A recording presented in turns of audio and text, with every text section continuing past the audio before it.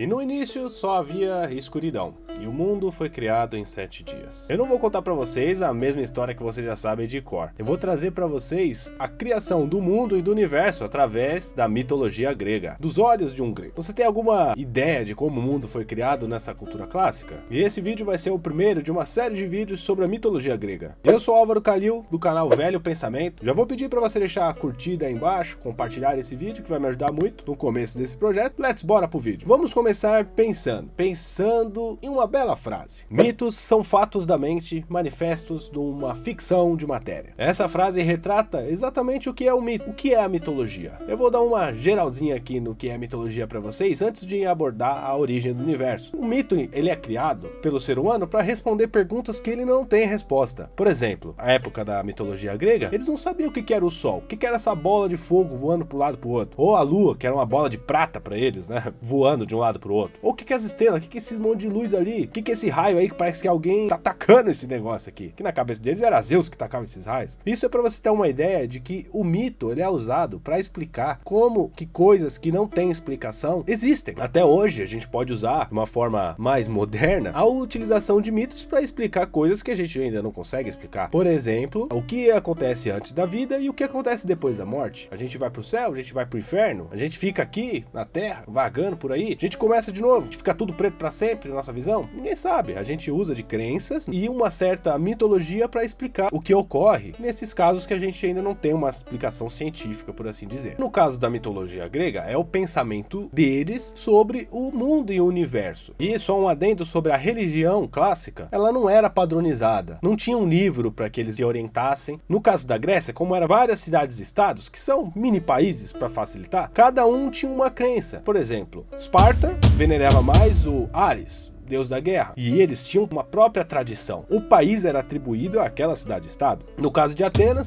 o próprio nome já diz qual deusa que foi inspirado. Atenas, claro, né? Até hoje usa de fé, de crença, de uma certa mitologia para colocar nomes em locais, para que o local prospere. Por exemplo, São Paulo é uma homenagem ao Santo Paulo. Atenas era mais ou menos dessa vibe. Deus Atena que protege aqui. Uma coisa que é bem importante dizer aqui é que a mitologia não tem um certo ou um errado. Tem várias versões para cada mito. Se você escutar uma hora que um mito tal é de tal forma e no outro lugar que o mito tal é de tal forma, não existe o certo ou errado. São versões contadas por pessoas diferentes da época. Você escolhe a versão do mito que mais fez sentido para você e adota. Pau no gato. Por exemplo, se uma história fala que o Hércules é loiro e na outra fala que ele é moreno, escolhe qual que você gosta mais. Você prefere ele loiro ou ele é moreno? Nossa fonte principal de mitologia, que o mundo inteiro tem, é Homero e Hesíodo, que são poetas que criaram Homero, a Odisseia e a Ilíada, e Hesíodo criou a Teogônia, que uma parte dela é a origem do universo, que eu vou abordar aqui com vocês. Agora que você já sabe um pouquinho do que é um mito, vamos começar com a origem grega. No início,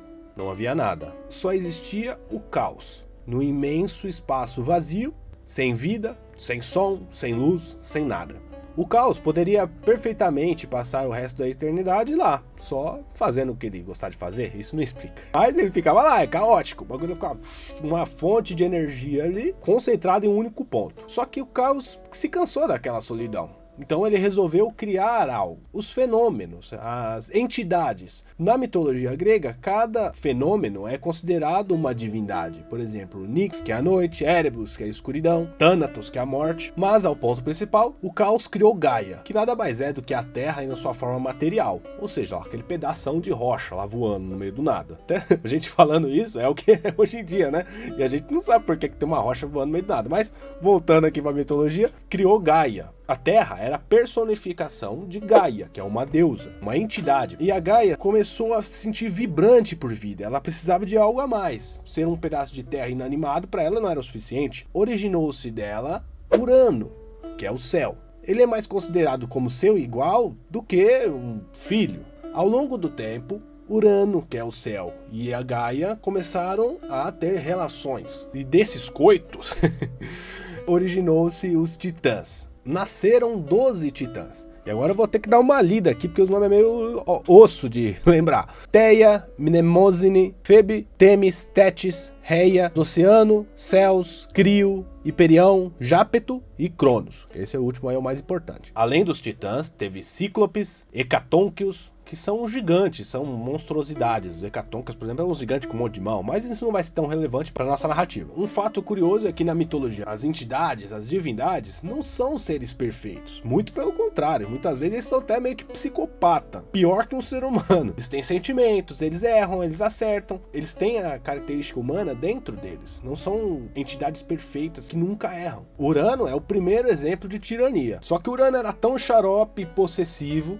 que deixou todas essas criaturas dentro da Gaia. Não deixava que ninguém saísse nem visse nada fora da Gaia, porque ele tinha medo de ser deposto. Ele era tão doido, assim, possessivo, tóxico, maldito, que fez isso com Gaia. Lembrando que a mitologia grega, ela sempre foi escrita por homens. Então muitas vezes você vai ver essa visão machista da situação. Ou seja, o homem é Urano, que é o céu, ele é o rei do universo nessa situação, e não Gaia. O certo seria ser Gaia, ela que origina tudo, né, pô? Mas, como era um homem lá, Red Pill, que escrevia esse negócio, então a gente tem que aceitar. E o que aconteceu? Gaia começou a ser meio que sufocada por dentro, porque tava tudo dentro dela, e eram seres divinos, eles não tinham como morrer, eles ficavam dentro de Gaia sem conhecer nada, mas imagina-se pela narrativa que eles já são seres grandes, eles nasceram daquele tamanho, e eles se revoltam, eles ficam dentro lá, e quem sofre é a Gaia. O Urano fica lá no céu de boa, ela fica só querendo saber de coito. O que Gaia faz então? Fala, pô, vamos depor, essa ditadura aqui não tá dando certo pra ninguém, o cara é um afogado, fica lá suavão, e nós aqui se lascando. Então, Gaia, ele sabia que seu filho, o titã Cronos, era bem determinado. Ela fez o seguinte, fez uma foice de diamante, que cortava qualquer tipo de coisa. Fez essa foice em segredo, chegou lá pro Cronos e falou assim, ó, Cronos, vamos fazer uma emboscada pro seu pai Urano, porque desse jeito não dá pra ter a liberdade pra vocês. Aí você fica escondido ali naquela moita, na hora que ele vinha aí, que ele só pensa em coito, na hora que ele vinha aqui com tudo, você chega aí, ó, passa o facão nele. Facão não, né? A foice. E foi isso que aconteceu. Urano chegou pra possuir Gaia e Cronos passou, saiu da moita e cortou o membro dele.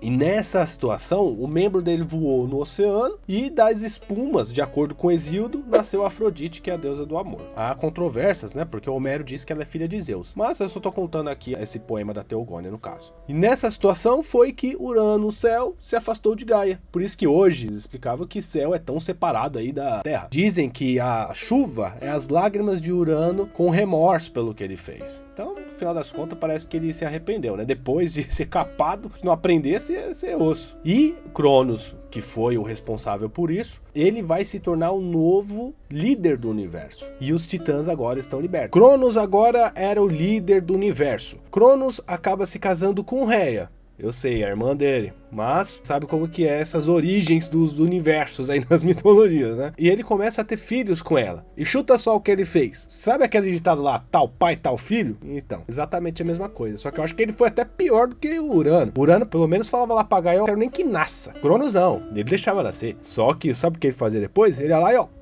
merendava o bagulho, comia o Deus, comia lá. Os filhos de Cronos e Rhea nada mais são do que os deuses do Olimpo. Então tem Hades, Hera, Zeus. Zeus foi o último. A história de Zeus eu vou fazer em outro vídeo pra vocês, pra não ficar muito longo esse. Essa sucessão de pai e filho vai ser uma narrativa muito frequente na mitologia grega. Um fato curioso sobre a origem através da mitologia grega é que, se você for parar para pensar, parece um pouco com uma teoria científica que a gente tem hoje, o Big Bang. Se a gente for fazer as analogias, caos existia sozinho, um ponto fixo no universo. É o que eles dizem que era aquela concentração cósmica ali. Gaia, que é a Terra, era um pedaço de terra antes de ter Urano, que é o céu, ou seja, a sua atmosfera. Se você for parar para pensar desse jeito, são coisas que fazem sentido cientificamente. Curioso é pensar como que os gregos naquela época saberiam o sentido correto da criação do universo, que cientistas acreditam que é hoje através de evidências. Até que ponto a mitologia foi influenciada pela ciência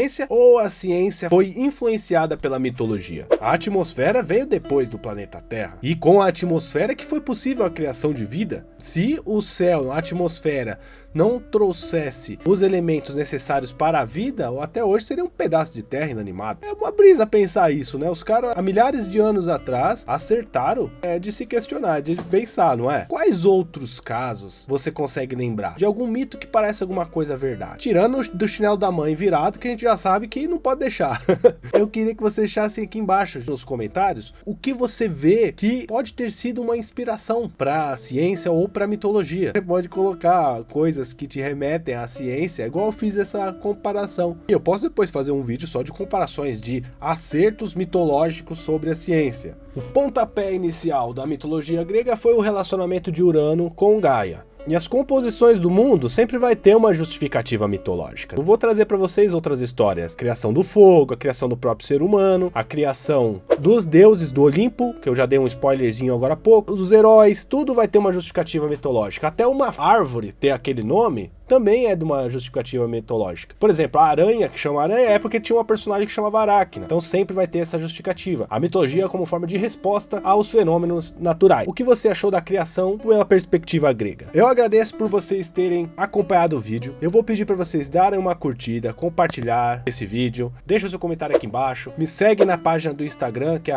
@velhopensamento. E por favor, deixem seu feedback. Coloca aqui nos comentários o feedback. Você fala, Álvaro, eu quero que você faça desse jeito. Eu quero saber mais desse assunto específico sobre história. Eu quero saber mais sobre a Segunda Guerra. Eu quero saber mais sobre o Renascimento, sobre o pirata. Coloca aí nos comentários para eu ter mais sugestões, para eu ter mais ideias e trazer conteúdo legal para vocês. Eu espero que vocês tenham gostado, que essa questão científica, mitológica, entre ciência e mitologia tenha produzido efeito na cabeça de vocês. Muito obrigado e até o próximo vídeo.